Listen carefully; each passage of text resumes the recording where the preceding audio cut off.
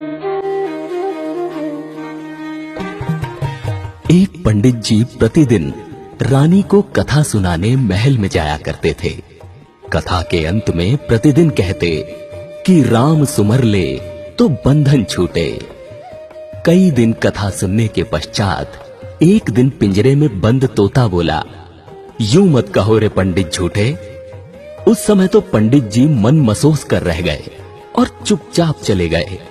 परंतु अब तोता प्रतिदिन पंडित को झूठे कहकर संबोधित करने लगा। पंडित जी को मन में क्रोध आता कि ये सब क्या सोचेंगे, रानी क्या सोचेगी। परेशान होकर पंडित जी अपने गुरु के पास गए। गुरु जी को सब हाल बताया। गुरु जी अगले दिन पंडित के साथ स्वयं कथा करने गए और एकांत में तोते के पास जाकर पूछा, तुम पंडित को झूठा क्यों कहते हो? तोते ने कहा, मैं पहले खुले आकाश में उड़ता था। एक बार मैं एक आश्रम में जा बैठा जहां सब साधु संत राम राम राम बोल रहे थे। वहां बैठा तो मैंने भी राम राम बोलना शुरू कर दिया। एक दिन मैं उसी आश्रम में राम राम बोल रहा था, तभी एक संत ने मुझे पकड़कर पिंजरे में बंद कर लिया। फिर मुझे 2-4 श्लोक सिखाए। आश्रम में एक सेठ ने संत को भारी दान दक्षिणा दी। संत ने आशीर्वाद स्वरूप सेठ को मुझे सौंप दिया। अब सेठ ने मुझे चांदी के पिंजरे में रखा। मेरा बंधन बढ़ता गया। अब मैं स्वच्छ वायु और ताजा फलों के लिए भी तरसने लगा। निकलने की कोई संभावना न रही।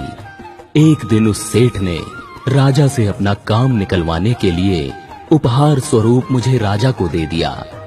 राजा ने खुशी खुशी मुझे ले लिया, क्योंकि मैं राम राम और श्लोक बोलता था।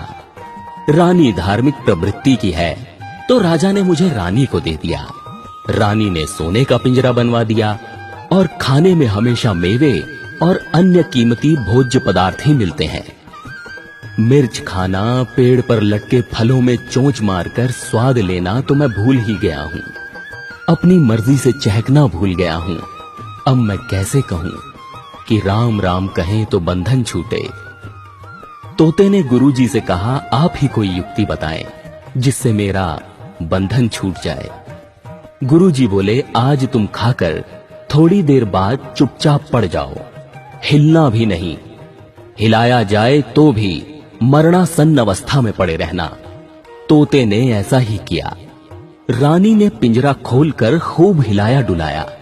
थोड़ी देर बाद रानी ने सेवकों से कहा, ये तोता मर गया है, इसे बाग में गड्ढा खोदकर दबा दो। जैसे ही तोते को लेकर सेवक बाग में पहुंचे, तोता फुर्र से उड़ गया। तोता पिंजरे से निकलकर आकाश में उड़ते हुए बोलने लगा, गुरु मिले तो बंधन छूटे। इस कहानी से हमें सीख मिलती है कि शास्त्र कितना भी पढ़ लो, कितना भी जाप कर लो, लेकिन सच्चे गुरु जब तक रास्ता न बताएं, तब तक मुक्ति पाना संभव नहीं है।